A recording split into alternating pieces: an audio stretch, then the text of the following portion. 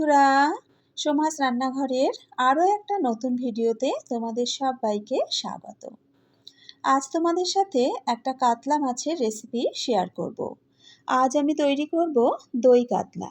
ভীষণ সহজ একটা রেসিপি, কিন্তু খেতে ভীষণ ভালো লাগে। তাহলে চলো দেখে নেওয়া যাক আমার আজকের এই রেসিপিটা। দই কাতলা তৈরি করার জন্য এখানে আমি 5 পিস কাতলা মাছের পেটি নিয়ে নিয়েছি। মাছের মধ্যে প্রথমে দিয়ে দেব হাফ চা চামচ হলুদ গুঁড়ো আর দিয়ে দেব হাফ চা চামচ নুন। এবার খুব ভালো করে মাছের মধ্যে নুন হলুদটা মাখিয়ে নেব। আমি এখানে কাতলা মাছের পেটি নিয়েছি, তোমরা চাইলে কিন্তু গাদার পিসও ব্যবহার করতে পারো, তবে কাতলা মাছের পেটি দিয়ে রান্না করলেই কিন্তু বেশি খেতে ভালো লাগে। দেখো মাছের মধ্যে নুন হলুদ মাখিয়ে নিয়েছি। এবার মাছ ভেজে নেব। মাছ ভাজার জন্য কড়া গরম করে সর্ষের তেল দিয়ে দিলাম। তেলটাকে ভালো করে গরম করে নিয়েছি। এবার নুন হলুদ মাখিয়ে নেওয়া মাছগুলো এক এক করে দিয়ে দিলাম। মিডিয়াম আঁচে মাছটা হালকা লাল করে ভেজে নেব।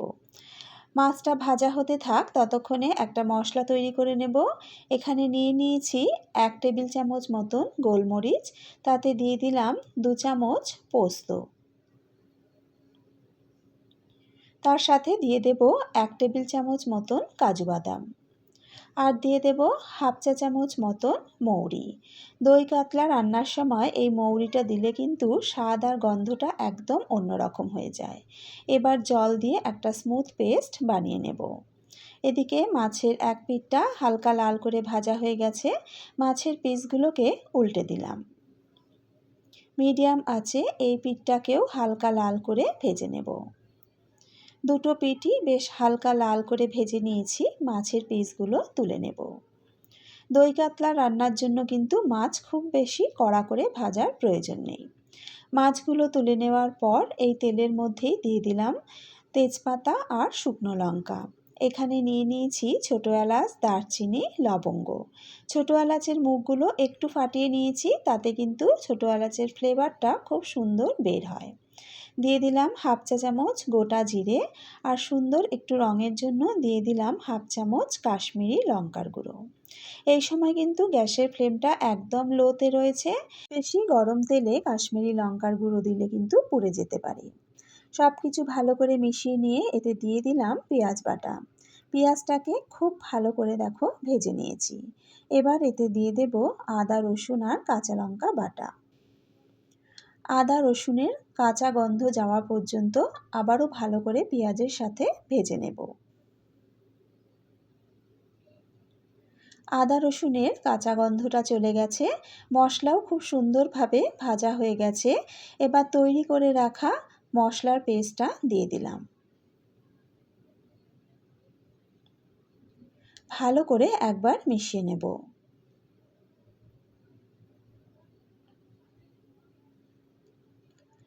সামান্য একটু জল দিয়ে দেব মশলাটা ভালো করে কষানোর জন্য। আমি এই মশলা বাটার বাটিটা ধুয়েই কিন্তু জলটা দিলাম। দিয়ে দিলাম স্বাদ মতো নুন, 1 চা চামচ দিয়ে দিলাম ধনে গুঁড়ো, আর দিয়ে দিলাম হাফ চা চামচ জিরে গুঁড়ো। এবার সব কিছু খুব ভালো করে মিশিয়ে নিয়ে মশলাটাকে একটু কষিয়ে নেব। মশলাটা দেখো বেশ কষানো হয়ে গেছে। এবার এতে দিয়ে দেব দই। আমি এখানে 1 কাপ মতন দই ব্যবহার করেছি।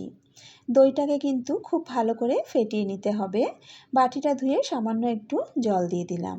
এবার অনবরত নাড়াচাড়া করে দইটাকে মশলার সাথে মিশিয়ে নেব।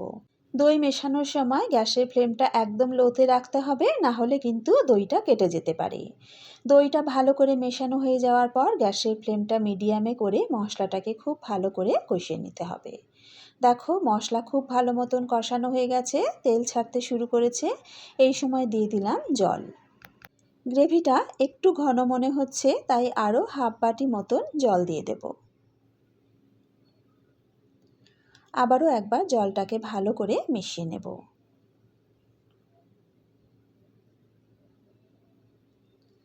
এবার ভালো করে ঝোলটা ফুটতে দেব। দেখো ঝোল খুব ভালো মতনভাবে ফুটে উঠেছে। এবার ভেজে রাখা মাছের পিসগুলো এক এক করে দিয়ে দেব।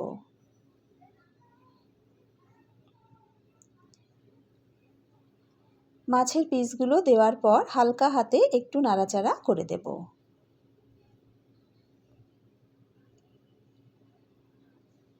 এবার লো আঁচে 5 মিনিট চাপা দিয়ে রান্না করে নেব। 5 মিনিট পর চাপাটা তুলে নিলাম। 5 মিনিটেই কিন্তু গ্রেভিটা বেশ ঘন হয়ে গেছে। আবারও একবার ভালো করে একটু নাড়াচাড়া করে দিলাম। এই সময় একটু নুনটা চেক করে নিতে হবে। আমার মনে হলো আর একটু নুন লাগবে, তাই আর একটু নুন দিয়ে দিলাম। দিয়ে দিলাম 4-5টা চেরা কাঁচা লঙ্কা আর দিয়ে দেব অল্প ধনেপাতা কুচি। আবারও একবার হালকা হাতে সব কিছু মিশিয়ে নেব। আমাদের দই কাতলা কিন্তু একদম রেডি। এবার সার্ভ করে নেব। তৈরি হয়ে গেল কাতলা মাছের একটা দারুণ টেস্টি রেসিপি, দই কাতলা। দেখতেই পেলে রেসিপিটা তৈরি করা কিন্তু ভীষণই সহজ। দুপুরের গরম গরম সাদা ভাতের সাথে এই দই কাতলা খেতে কিন্তু ভীষণ ভালো লাগে। তাছাড়া পোলাওয়ের সাথেও কিন্তু এই দই কাতলা খেতে খুব ভালো লাগে। আশা করি আজকের এই দই কাতলার রেসিপিটা তোমাদের ভালো লেগেছে। যদি রেসিপিটা ভালো লেগে থাকে এইভাবে কিন্তু বাড়িতে অবশ্যই একবার ট্রাই করে দেখো, খেতে অসাধারণ হয়। ভিডিওটা ভালো লেগে থাকলে লাইক ও শেয়ার করে দিও। এরকমই নতুন নতুন ভিডিওর আপডেট পেতে চ্যানেলটা সাবস্ক্রাইব করে বেল আইকনটা প্রেস করে নিও। আবারও হাজির হয়ে যাব একটা নতুন রেসিপির সাথে।